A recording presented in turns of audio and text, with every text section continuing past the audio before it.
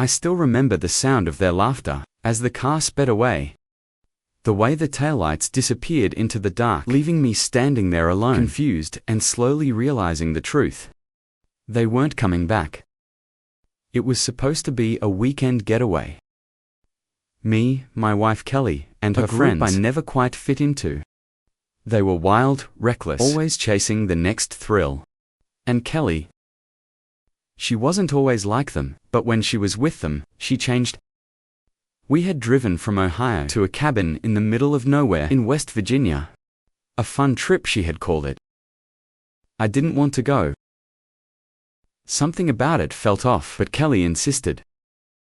You need to loosen up, she had laughed, running her fingers through my hair. It'll be fun. I should have known then. Should have seen the cracks forming. The night started like any other. Drinks, music, inside jokes that didn't include me. I played along, nursing my beer, trying to ignore the way they looked at me like I was the outsider. Then, around midnight, Kelly smirked. Hey, let's play a game. I should have said no. The game was simple. They'd drive me a few miles away, drop me off, and see how long it took me to find my way back. It's a joke, Kelly assured me, squeezing my arm. We'll be right behind you. Her friends snickered. I hesitated, but I didn't want to be the killjoy, the boring husband. So I got in the car. The laughter grew louder as we drove deeper into the forest. My undies twisted into something heavier. Then, without warning, they stopped the car. All right, out you go, one of her friends said, barely suppressing a giggle. I stepped out, expecting them to turn the car around. Instead, I saw Kelly's face through the window, her grin fading just enough for me to see something else. Guilt. She knew. See if you can make it back, she called out. Then the engine revved, and they were gone. The silence was deafening. At first, I laughed. They were messing with me, right? They'd circle back any second. Minutes passed. Then an hour. No headlights. No voices in the distance. I checked my phone, no signal. My stomach tightened. I wasn't just lost. I had been left. I started walking. It was cold, my breath visible in the night air. The deeper I walked into the forest, the more I felt it. This wasn't a prank. It was a choice. By dawn, I was exhausted, hungry and furious. I finally found a gas station, its neon sign flickering in the early morning haze. I borrowed the attendant's phone and called Kelly. No answer. I called again and again. Voicemail.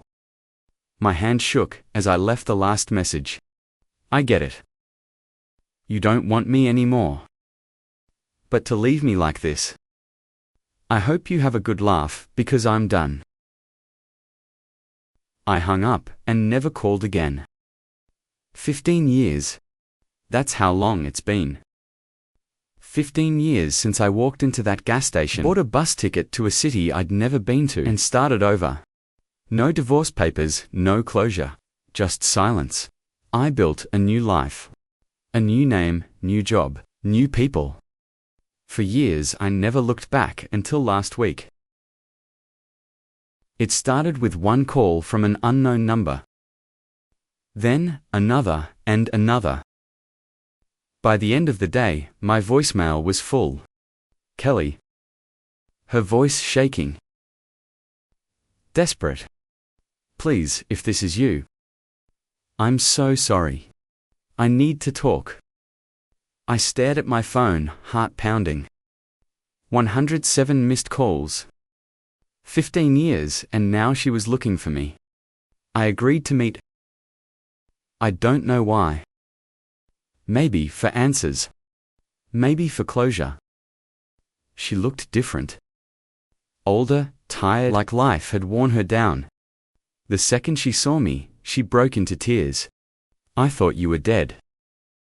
I stayed silent. I tried to find you, I heard voice cracked. That night, it wasn't supposed to happen like that. We were coming back, I swear. But then Amber, she was drunk. She didn't want to turn around. They convinced me you'd be fine. She reached for my hand. I pulled away. 15 years, Kelly. My voice was steady, but the anger was still there, very deep. You could have found me sooner. She flinched. I was scared.